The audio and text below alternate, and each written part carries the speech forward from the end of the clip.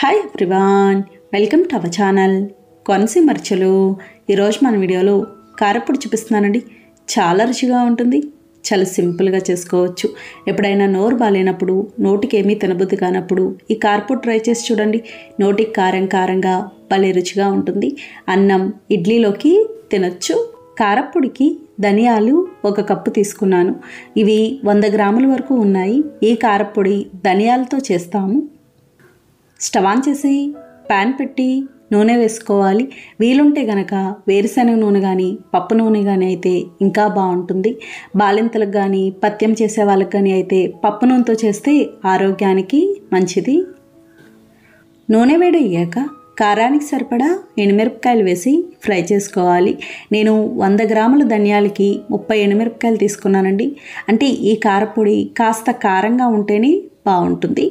కారం తక్కువ తినే వాళ్ళైతే తగ్గించి వేసుకోవచ్చు. చూడండి, ఇలా వేగినాయి కదా.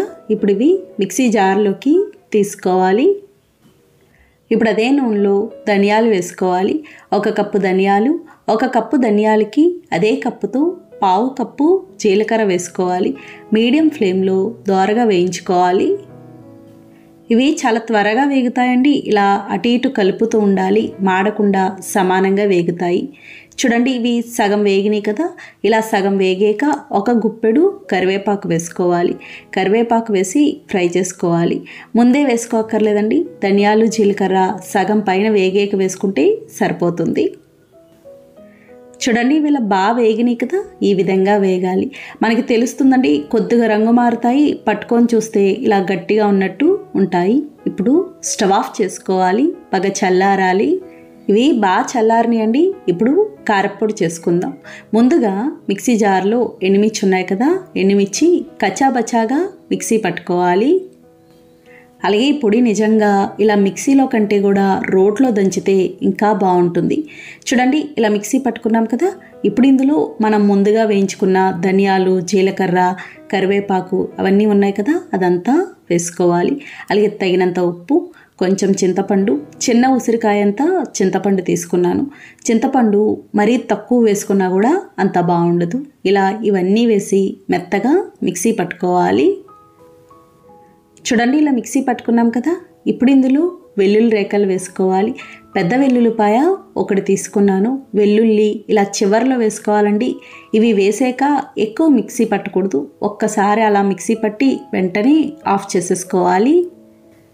కాస్త మనకి వెల్లుల్లి అలా కనిపించేలా ఉంటే బాగుంటుంది. చూడండి, ఇలా మిక్సీ పట్టుకున్నాం కదా. ఈ విధంగా ఉండాలి. కారప్పొడి ఇలా కొద్దిగా ముద్దగా ఉంటే బాగుంటుంది.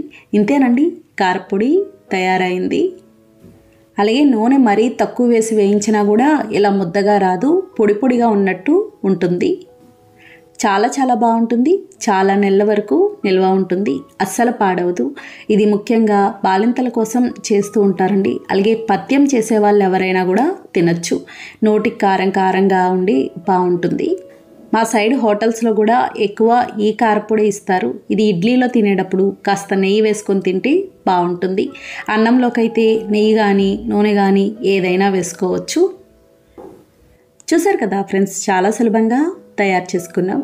నచ్చిందండి వీడియో? మీకు నచ్చితే లైక్ చేయండి, షేర్ చేయండి, కామెంట్ చేయండి. Thank you for watching.